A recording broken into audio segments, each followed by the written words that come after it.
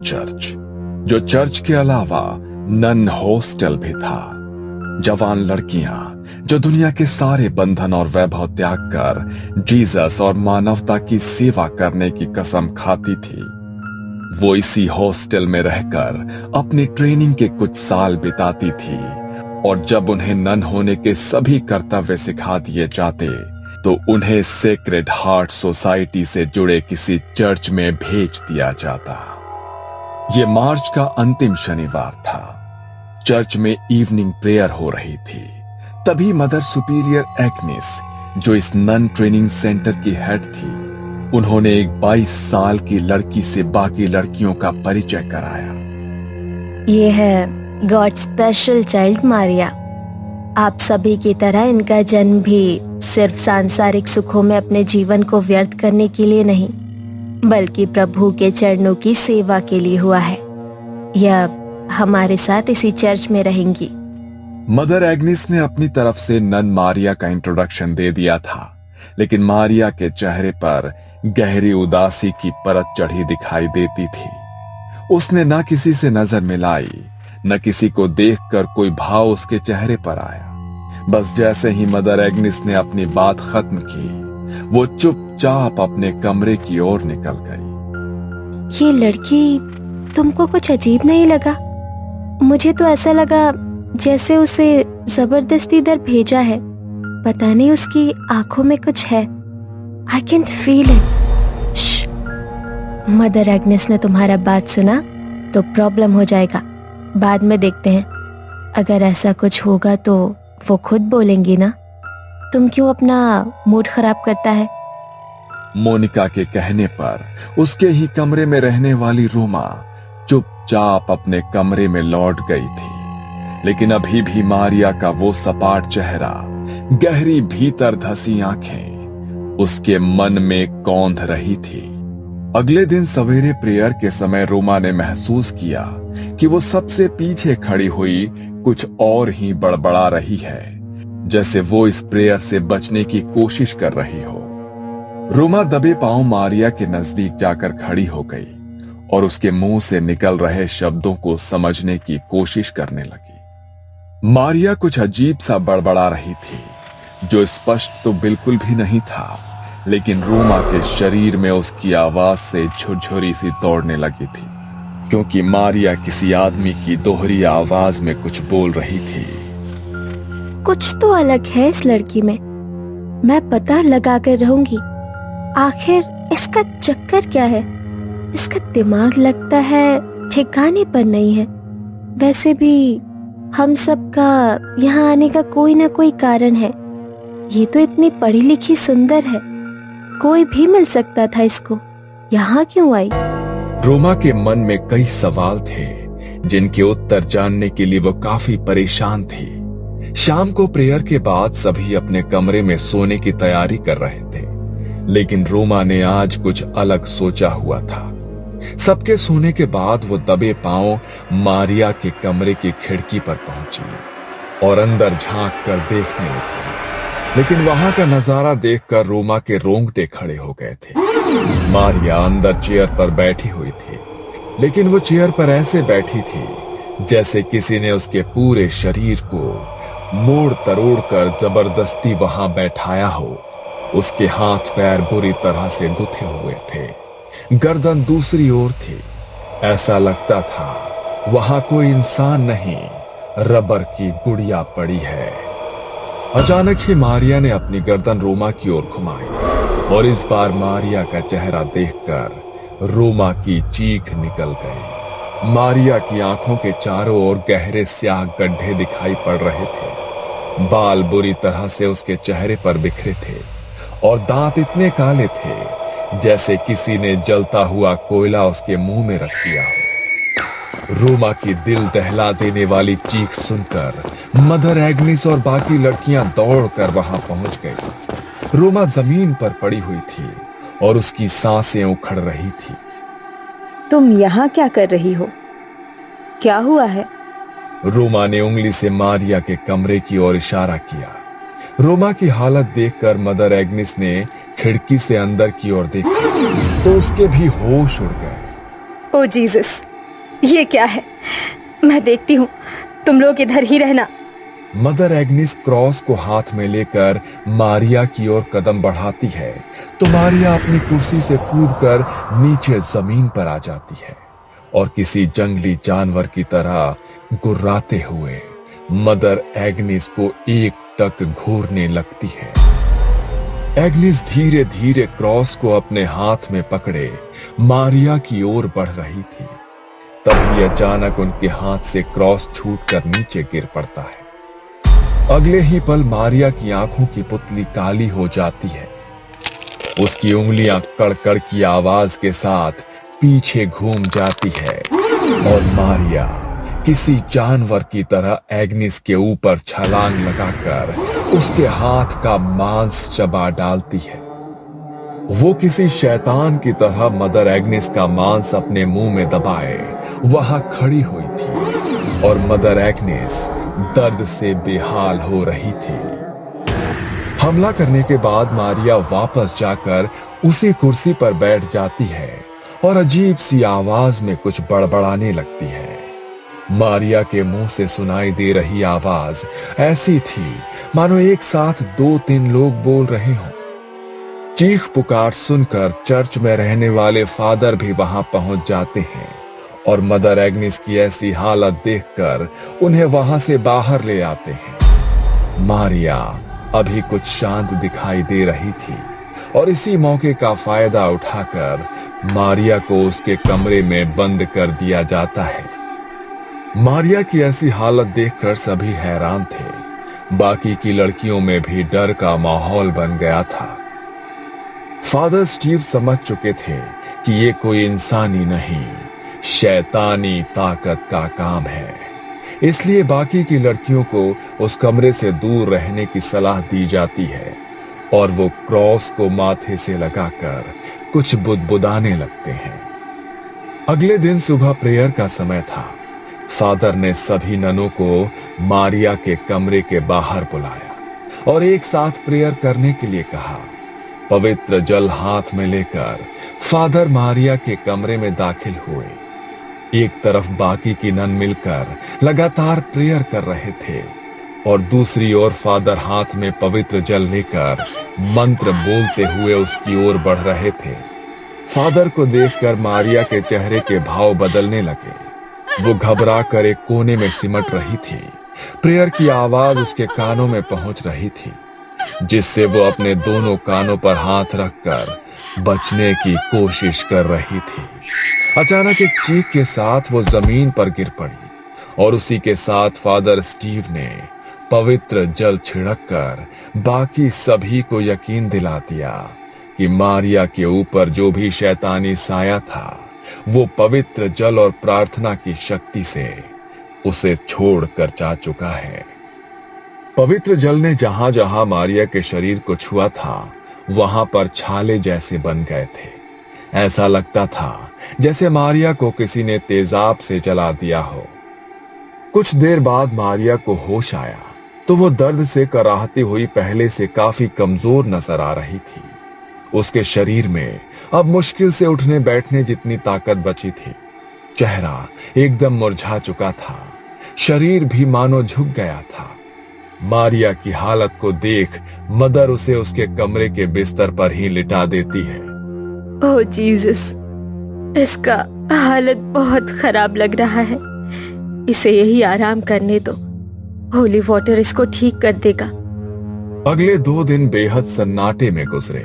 मारिया ऐसे ही बिना कुछ खाए पिए, बिना एक भी शब्द बोले अपने बिस्तर पर पड़ी रही।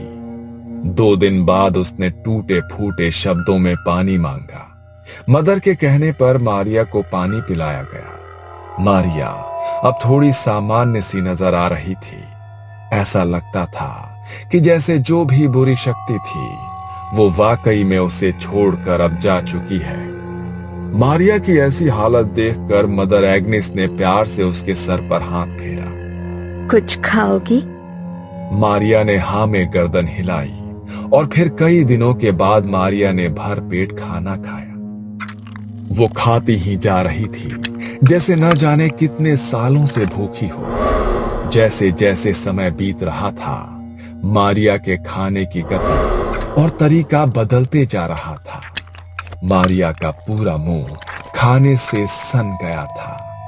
खाना खाने के बाद मारिया कुछ अलग सी नजर आने लगी थी। एक बार फिर उसकी आंखें बदलने लगी और वो कुछ अजीब सी भाषा में बड़बड़ाने लगी। ये बार बार अलग भाषाओं में बोल रही है, लेकिन इसने इतनी सारी भाषाएं सीखी कब? आप तो कह रही थी ये अनाथ आश्रम में रहकर पढ़ी है। क्या वहां पर ये सब भी सिखाते हैं? और आपने उसे खाना खाते हुए देखा? ऐसा लग रहा था जैसे कोई इंसान नहीं, जानवर खा रहा हो। मुझे नहीं लगता ये अपने होश में है। इस समय जो कुछ भी कर रही है ये उसके अपने बस में नहीं है। इससे पहले कि कोई कुछ कर पाता, मारिया एक बार फिर से नॉर्मल हो गई थी। ऐसा लगता था अभी कुछ देर पहले जो भी हुआ उसे उसकी जानकारी ही नहीं है। मारिया का स्वभाव गुजरते समय के साथ अजीब और अजीब होता जा रहा था। मदर एग्नेस और फादर स्टीव समझ गए थे कि मारिया को संभाल पाना उनके बस का नहीं है। मारिया को शुक्रवार तक यहाँ पर ही रखना होगा, उसके बाद फादर एडमंड ही कुछ कर सकते हैं। 3 दिन बाद शुक्रवार को फादर एडमंड वहां आए और देर रात सबके सोने के बाद एक्सोर्सिज्म यानी कि मुक्ति की प्रक्रिया शुरू की। मारिया को एक कुर्सी पर बांध दिया गया। उसके चारों ओर क्रॉस और जलती मोमबत्तियां रखकर पवित्र जल का छिड़काव कर दिया गया और उसी के साथ फादर ने मंत्र पढ़ने शुरू कर दिए। मारिया की आंखों की पुतली एक बार फिर से काली नजर आ रही थी। उसके चेहरे पर शैतानी मुस्कान दिखाई दे रही थी। मारिया एक साथ कई भाषाओं में जाने क्या बोल रही थी। कभी उसके मुंह से नन्हे बच्चे की आवाज सुनाई देती, तो कभी किसी आदमी की कड़कती आवाज कानों में पड़ती। जैसे जैसे फादर मंत्र पढ़ते जा रहे थे, मारिया अब गुस्से में दिखाई देने लगी थी। अचानक ही मारिया जोर से चिल्लाती है और उसी के साथ उसके आसपास लगी सभी मोमबत्तियां एक साथ बुझ जाती है। और तभी फादर देखते हैं कि जमीन पर रखे क्रॉस और मारिया के बीच की जमीन फटने लगी है। मारिया बुरी तरह से चीख रही थी। उसकी चीख की तेज आवाज किसी के भी बर्दाश्त से बाहर होती जा रही थी। अचानक ही मारिया का शरीर बुरी तरह से अकड़ने लगता है और उसी के साथ मदर एग्नेस की आंखों का रंग भी गहरा काला पड़ जाता है। मुझे छोड़ दो, मैं बताती हूँ, सब बताती हूँ। ये सब 1 साल पहले शुरू हुआ था। मारिया एक नन कभी बनना ही नहीं चाहती थी। वो तो शादी करके अपना हैप्पी लाइफ स्टार्ट करना चाहती थी। ये हर संडे को सिटी चर्च में आकर प्रेयर में अपनी आवाज में गाने गाकर सुनाती थी। मारिया जैसी सुंदर और खुश मिजाज लड़की को देखकर उस चर्च के यंग फादर नील का दिल उस पर मचलने लगा। नील ये भूल गया था कि उसने चर्च के लिए अपना जीवन समर्पित करने की कसम ली है। धीरे धीरे दोनों के बीच बातें शुरू हुई और जवानी के आवेग में ये दोनों रिश्ते में आ गए। मारिया और नील दोनों के लिए इस रिश्ते को सबके सामने लाना असंभव था, क्योंकि एक फादर उम्र भर कुंवारे रहने की कसम खाता है। अगर ये बात सोसाइटी में किसी को भी पता चलती तो बहुत बड़ा तमाशा होता। चर्च की रेपुटेशन खराब होती सो अलग। इसीलिए वो अब अपनी गलती सुधारना चाहता था। उसी दिन मारिया जब चर्च में प्रेयर के लिए आई तो उसने बताया कि वो 4 महीने की प्रेग्नेंट है। फादर नील के पैरों के नीचे से जमीन निकल गई थी। वो कुछ भी समझने की हालत में नहीं था। वो उस बच्चे को एक्सेप्ट नहीं कर सकता था और मारिया जिद पर अड़ी हुई थी कि वो अपने बच्चे को दुनिया में लाकर ही रहेगी। जब बातों से मारिया नहीं मानी तो नील ने मुझे सारी बातें बताई और मदद मांगी। मैंने वादा किया कि मैं उसकी मदद करूंगी, लेकिन पहले ज़रूरी ये था कि वो मारिया को बच्चे से छुटकारा पाने के लिए राज़ी करे। आधी रात का समय था। बाहर भयंकर तूफान आया हुआ था। मारिया को प्रसव पीड़ा शुरू हो चुकी थी और ऐसी हालत में सिटी चर्च में सिर्फ 3 लोग मौजूद थे, फादर नील, मारिया और नर्स जूली। मैंने नर्स जूली को सिटी चर्च में पहुंचने के लिए कहा था। जूली आ गई है ना, तुम चिंता मत करो, वो सब संभाल लेगी। यस, जूली तो आ गई है, लेकिन मारिया की हालत बहुत खराब है। मुझे कुछ समझ नहीं आ रहा, अगर उसे कुछ हो गया तो। मारिया की डिलीवरी समय से पहले कराने के लिए हमने धोखे से दवाइयाँ दी है। ऐसी कंडीशन में मरीज की हालत बिगड़ती ही है। इस समय तुम अपनी रेपुटेशन की चिंता करो, मारिया की नहीं। और अगर मर जाएगी ना तो अच्छा ही है, तुम्हारे लिए रास्ते का रोड़ा अपने आप साफ हो जाएगा। रात के तकरीबन 2 बजे बच्चे का जन्म हुआ। तब तक मैं भी सिटी होली चर्च पहुंच गई थी। मारिया की हालत खराब थी।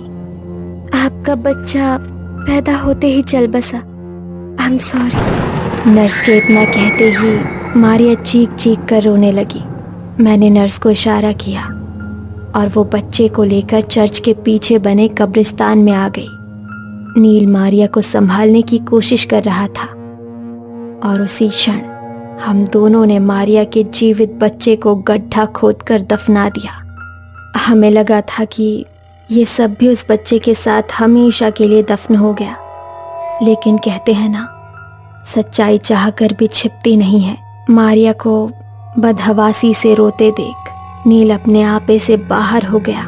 अरे क्या रोना धोना लगा कर रखा है तुमने? अगर जिंदा भी रहता तो क्या मिल जाता तुम्हें? अब तुम भी सुकून से जियो और मुझे भी जीने दो। कभी सोचा भी है कि अगर मैंने ये फैसला ना लिया होता तो जिंदगी बर्बाद हो गई होती हम दोनों की। तुमने क्या किया मेरे बच्चे के साथ? सच सच बताओ, कहीं ऐसा तो नहीं उस नर्स ने झूठ बोला मुझसे? हाँ, झूठ बोला हमने तुमसे। अब बेहतर होगा कि तुम अपने मुंह पर ताला लगा लो।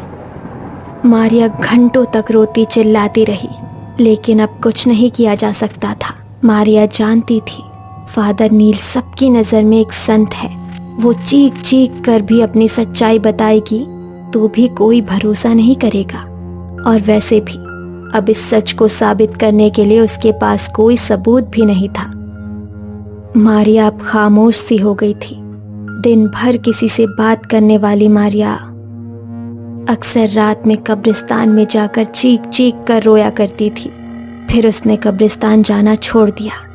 एक रोज मेरे पास फोन करके मारिया ने कहा कि वो नन बनना चाहती है।